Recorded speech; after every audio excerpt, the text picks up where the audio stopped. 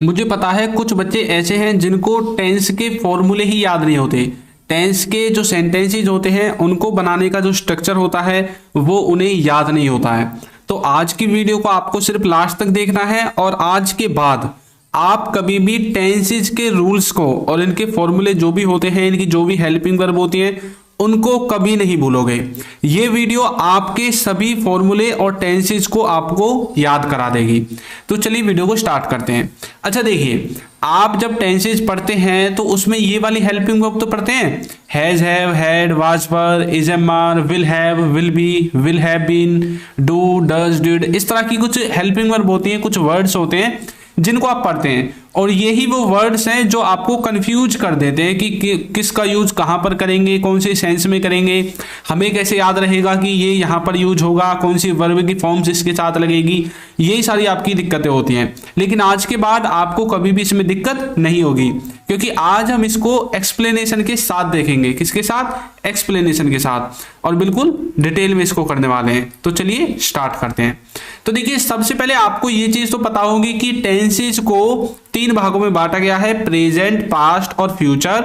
उसके बाद present, past और फ्यूचर को अलग से 4 भागों में बांटा गया है, indefinite, continuous, perfect, perfect continuous. इतना तो सबको पता होगा ना, तो इसको मैं जो है दोबारा नहीं पढ़ाऊंगा, क्योंकि ये तो आपको पता है। हमारा मेन फोकस है कि हम इनके जो रूल्स हैं, जो इनके फॉर्मूले हैं, उनको कैसे याद करेंगे। तो चलिए देखते हैं।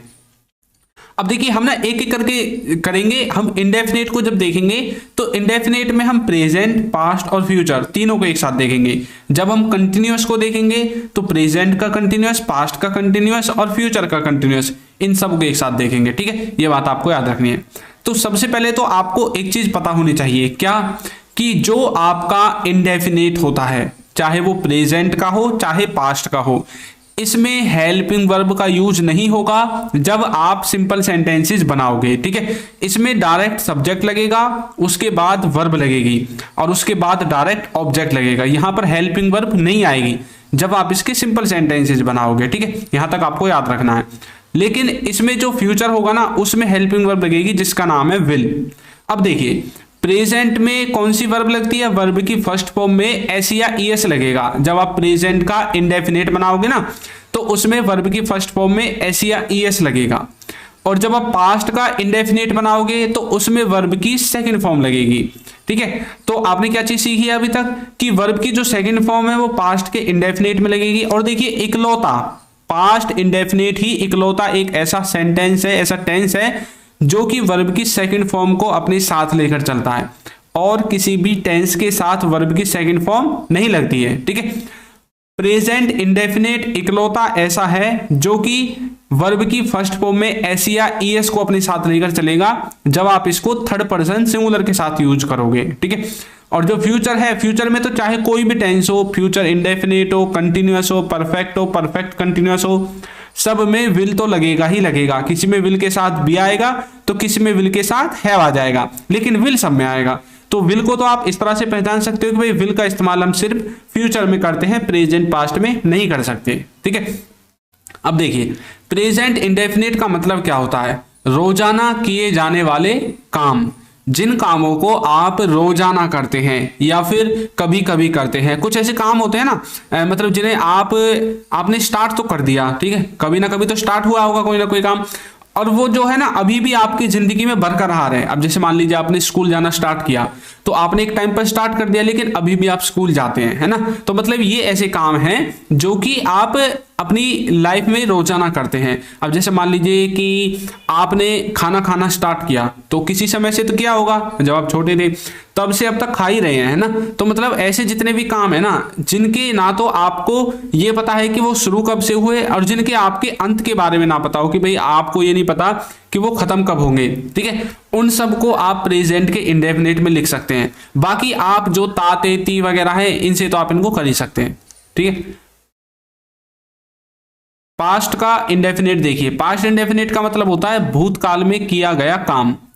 पास्ट में जो भी आप काम करते हैं वहां पर आप किसका इस्तेमाल करते हैं? पास्ट में जो भी काम करेंगे पास्ट इंडेफिनिट का। लेकिन ये काम होगा कौन सा? ये काम वो काम होगा जो कि आपके पास्ट के किसी वन टाइम एक्शन को दिखाता है। वन टाइम एक्शन का मतलब होता है, मान लीजिए कि आप कहीं पर गए हैं पिकनिक पर जाते टाइम आपने बहुत सारी जगहों पर विजिट किया, जैसे कि आप ताजमहल गए, आप लाल किला गए, इंडिया गेट गए, और भी बड़ी बड़ी जगह हैं, जयपुर में हवा महल देखने गए, है ना। तो बहुत सारी जगहों पर आप घूमने के लिए गए।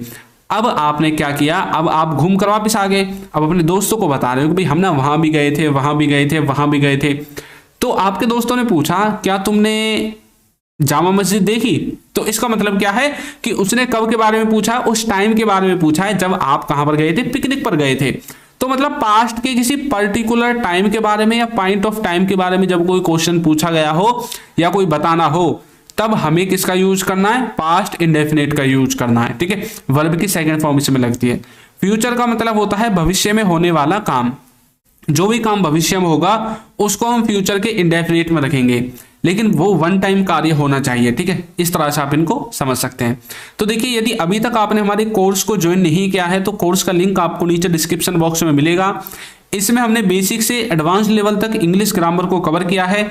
इंग्लिश के सभी क्लास नोट्स आपको मिलेंगे, बच्चों के साथ प्रैक्टिस करने का मौका, A to Z video lectures, practice quiz, course certificate, सब कुछ आपको मिलेगा। लिंक मिलेगा डिस्क्रिप्शन बॉक्स में, वहां से जाकर आप इसको ज्वाइन कर सकते हैं। इसका जो प्राइस है ना वो 299 है सिर्फ, बाद में बढ़ भी सकता है। कुछ बच्चे बोल रहे थे कि सर हमें ना ई बुक्स चाहिए, तो इनका लिंक भी आपको नीचे डिस्क्रिप्शन में मिल जाएगा, वहां से जाकर आप ई बुक्स को भी परचेज कर सकते हैं। तो चलिए आगे देखते हैं। अच्छा, अभी हमने डू डज की बात की थी, यहाँ पर हमने डू डज की बात की थी ना, कि इसमें हेल्पिंग वर्ब तो लगती नहीं है दोनों में, लेकिन जब आप इनके नेगेटिव और इंटरोगेटिव सेंटेंसेस बनाओगे प्रेजेंट और पास्ट के, तो डू डज और डिड का इस्तेमाल आपको करना है। तो देखिए किस तरह से होंगे डू डज और डिड। डू डज आपके प्रेजेंट के यूज होंगे और डिड आपका पास्ट की तरह यूज होगा। ये जो डू और डज हैं ये प्रेजेंट के नेगेटिव और इंटरोगेटिव में यूज होंगे, और जो डिड है ये पास्ट के नेगेटिव और इंटरोगेटिव सेंटेंसेस को बनाने के लिए यूज होगा। सिर्फ प्रेजेंट इंडेफिनिट और पास्ट इंडेफिनिट में ये यूज होंगे, ठीक है, और किसी टेंस में यूज नहीं होते। और डू डज और डिड इन तीनों ही के साथ वर्ब की फर्स्ट फॉर्म लगती है। कौन सी फॉर्म लगती है? फर्स्ट। कभी भी इनके साथ आपको सेकंड फॉर्म, थर्ड फॉर्म कोई सी भी नहीं लगानी है, सिर्फ और सिर्फ वर्ब की पहली फॉर्म, फर्स्ट फॉर्म लगानी है, ठीक है। इन चीजों को आपको लिख लेना है। आप जब इनको लिख लोगे तो आप एक दो बार प्रैक्टिस करोगे ना, तो आपके हमेशा याद रहेंगी, ठीक है। आगे देखिए, अब हम देखेंगे कि कंटिन्यूअस टेंस को हम किस तरह से याद कर सकते हैं। अच्छा, अभी हमने पीछे देखा था कि जो इंडेफिनिट था उसमें हेल्पिंग वर्ब नहीं थी, लेकिन अब जितने भी टेंस आएंगे उन सब में हेल्पिंग वर्ब रहेगी, ठीक है। तो किसी भी सेंटेंस को, किसी भी टेंस को बनाने का जो स्ट्रक्चर है वो ये है कि उसमें आपको सबसे पहले सब्जेक्ट लिखना है, फिर आपको हेल्पिंग वर्ब लिखनी है, फिर आपको वर्ब लिखनी है, और फिर आपको ऑब्जेक्ट लिखना है, ठीक है। यह है किसी भी सेंटेंस को बनाने का स्ट्रक्चर टेंसेज में। अब सब्जेक्ट के बारे में आपको पता होना चाहिए, हेल्पिंग वर्ब के बारे में पता होना चाहिए, वर्ब के बारे में और ऑब्जेक्ट के बारे में। बच्चे कंफ्यूज कहां पर होते हैं? इन तीन चीजों पर कंफ्यूज होते हैं, सब्जेक्ट पर, हेल्पिंग वर्ब पर और वर्ब पर। उनको ये नहीं पता होता कौन से सब्जेक्ट के साथ कौन सी हेल्पिंग वर्ब लगेगी, और हेल्पिंग वर्ब भी लगा देंगे तो ये नहीं पता होगा कि वर्ब की कौन सी फॉर्म लगेगी। तो चलिए देखते हैं, ये जो कंटिन्यूअस टेंस है ना, इसको हम प्रेजेंट में, पास्ट में और फ्यूचर में, तीनों में देखेंगे। अब देखिए, प्रेजेंट में जो हेल्पिंग वर्ब लगेंगी ना वो लगेंगी is, am, are, is, am, are. Past में जो हेल्पिंग वर्ब लगेंगी वाज और वर। कौन कौन सी? वाज और वर। फ्यूचर में जो हेल्पिंग वर्ब लगेंगी वो लगेगी आपकी विल बी। अब यहां पर आपने क्या चीज सीखी है कि हमें कभी भी वाज वर को प्रेजेंट में यूज नहीं करना है, विल बी को भी प्रेजेंट में या पास्ट में कभी भी यूज नहीं करना है, और ना इज, एम, आर को कभी भी पास्ट में या फ्यूचर में यूज करना है, ठीक है। तो मतलब इनको उनके ही स्थान पर यूज करना है, ना कि अदल बदल कर आप यूज करो, ठीक है। यदि आप इज, एम, आर का यूज करेंगे और आपको यदि किसी सेंटेंस में इज, एम, आर लिखा हुआ भी दिखाई दे तो आपके दिमाग में आ जाना चाहिए ये जो सेंटेंस है ये प्रेजेंट का है, ठीक है। अब उसके बाद वर्ब का नंबर आता है। तो देखिए, कंटिन्यूअस, कंटिन्यूटी, लगातार होने वाला कार्य है ना, वही तो है इसका मतलब। कंटिन्यूअस का मतलब होता है कि जो काम अभी भी चल रहा है, या पास्ट में चल रहा था, या आने वाले समय में चल रहा होगा, ठीक है। जब भी हम कंटिन्यूटी को दिखाएंगे इंग्लिश में तो ज्यादातर आपको वर्ब की फर्स्ट फॉर्म में आईएनजी देखने को मिलेगी, चाहे वो प्रेजेंट हो, पास्ट हो, फ्यूचर हो। तो यहां पर देखिए तीनों में ही वर्ब की फर्स्ट फॉर्म में आईएनजी है, तो वर्ब यहां पर कॉमन है। डिफरेंस कहां पर आया है? हेल्पिंग वर्ब पर डिफरेंस आया है, ठीक है। प्रेजेंट में जो कंटिन्यूअस है इसका मतलब है कि काम चल रहा है, कोई काम अभी भी हो रहा है, मेरे बोलते टाइम कोई काम हो रहा है। अभी जैसे आप इस वीडियो को देख रहे हैं तो यहाँ पर क्या काम हो रहा है, यहाँ पर काम हो रहा है आपको पढ़ाने का, यानी कि कंटिन्यूअस टेंस। आप क्या कर रहे हैं, पढ़ रहे हैं, तो क्या है, कंटिन्यूअस टेंस। समझ में आ गया। जो भी काम हमारे देखते या सुनते टाइम हो रहा है, कंटिन्यूटी में है, वो प्रेजेंट के कंटिन्यूअस में आएगा और इज एम आर के द्वारा बनेगा वर्ब की फर्स्ट फॉर्म में आईएनजी लगाकर। समझ में आ गया। पास्ट का क्या है, पास्ट का मतलब होता है कि जो काम पास्ट में चल रहा था। अब देखिए इसमें हेल्पिंग वर्ब वाज वर है, वर्ब तो सेम ही है, वर्ब की फर्स्ट फॉर्म आईएनजी। अब देखिए मान लीजिए कि आपके बोलते टाइम कोई काम चल रहा था पास्ट में या देखते टाइम। अब मान लीजिए कि आप किसी गली से निकल कर जा रहे हैं, ठीक है, और उस गली में क्या है, एक दूध वाला है, एक सब्जी वाला है, वो दोनों सब्जी बेच रहे थे, ठीक है, वो दोनों क्या बेच रहे थे, सब्जी बेच रहे थे। अब आप अपने घर पर आ गए, बहुत टाइम हो गया, और आपको किसी ने पूछा कि भाई उस गली में क्या हो रहा था। आपने बोला यार उस गली में तो सब्जी और दूध बेचा जा रहा था, है ना। यानी कि उस टाइम पर जब आपने देखा था तब तो वो क्रिया कंटिन्यूटी में थी, उस टाइम पर वो प्रेजेंट कंटिन्यूअस में गिनी जाती। लेकिन अब वो टाइम बीत चुका है और अब आप उस क्रिया को बताना चाहते हैं तो आप पास्ट में ही तो बोलेंगे कि कोई काम हो रहा था वहां पर, है ना। तो मतलब पास्ट कंटिन्यूअस हो जाएगा। समझ में आ गया। अभी जैसे हमने इंडेफिनिट को सीख लिया, तो वो यदि हम उसकी कंटिन्यूटी की बात करेंगे तो पास्ट कंटिन्यूअस में जो है वो लिखा जाएगा। फ्यूचर का मतलब होता है आप उसमें विल बी का इस्तेमाल करेंगे हेल्पिंग वर्ब के रूप में। वर्ब तीनों में सेम रहेगी। इसका मतलब होगा कि काम चल रहा होगा, कोई काम आने वाले समय में चल रहा होगा, ठीक है, कोई काम आने वाले समय में चल रहा होगा या हो रहा होगा, ठीक है, तो उसको हम बोलेंगे फ्यूचर के कंटिन्यूअस में। समझ में आया आप किस तरह से बनाएंगे। अब चलिए आपको इनके बारे में बता देता हूं, जैसे इज एम आर है, वाज वर है, इनका कैसे यूज करेंगे। अभी हमने देखा था कंटिन्यूअस में, क्या देखा था कि सब में वर्ब की फर्स्ट फॉर्म में आईएनजी लगती है, ये चीज हमने भी देखी थी। और जो हेल्पिंग वर्ब थी ना, उनमें देखिए जो आपका इज है और जो आपका वाज है, इज और वाज, ये यूज होंगे ही सी इट और किसी व्यक्ति के नाम के साथ। ही सी इट और किसी व्यक्ति के नाम के साथ आपको इज और वाज का इस्तेमाल करना है। अब जो आपका क्या क्या बच गया, अब आपका बच गया आर और वर। ये जो आर और वर है ये किसके साथ यूज होंगे, बाकी सबके साथ। इसका मतलब क्या है, इसका मतलब है कि ही सी इट को छोड़कर और किसी व्यक्ति के नाम को छोड़कर जो भी बच जाता है, जैसे आई बच गया, वी बच गया, यू बच गया, दे बच गया, इन सब के साथ आपको आर और वर का इस्तेमाल करना है, ठीक है, ये बात आपको याद रखनी है। और जो एम है वो तो आई के साथ यूज होता है, ये आपको पता है। और जो विल है ना वो सबके साथ यूज होगा, उसमें कोई ऐसे मतलब ऐसा नहीं है कि भाई इसके साथ यूज होगा इसके साथ नहीं होगा, विल सबके साथ यूज होता है, ठीक है, इस तरह से आप समझोगे। परफेक्ट टेंस को कैसे समझते हैं, परफेक्ट का मतलब होता है कि कोई काम परफेक्टली हो चुका है, हो चुका था, हो चुका होगा, यानी कि परफेक्टली होगा, जो भी होगा चाहे वो खत्म हो रहा हो या वो शुरू हो रहा हो, परफेक्ट तरीके से होगा, ठीक है। इसमें भी आपको हेल्पिंग वर्ब लगानी है। स्ट्रक्चर आपका सेम रहेगा, सबसे पहले सब्जेक्ट, फिर हेल्पिंग वर्ब, फिर वर्ब और फिर आपका ऑब्जेक्ट आएगा। तो प्रेजेंट में, पास्ट में और फ्यूचर में तीनों को देखेंगे। प्रेजेंट परफेक्ट का क्या मतलब है, प्रेजेंट परफेक्ट का मतलब है कि काम खत्म हो गया है या फिर शुरू हो गया है। प्रेजेंट तक कोई काम खत्म या शुरू हो गया है, वहां पर आप प्रेजेंट परफेक्ट का यूज करते हैं, ठीक है।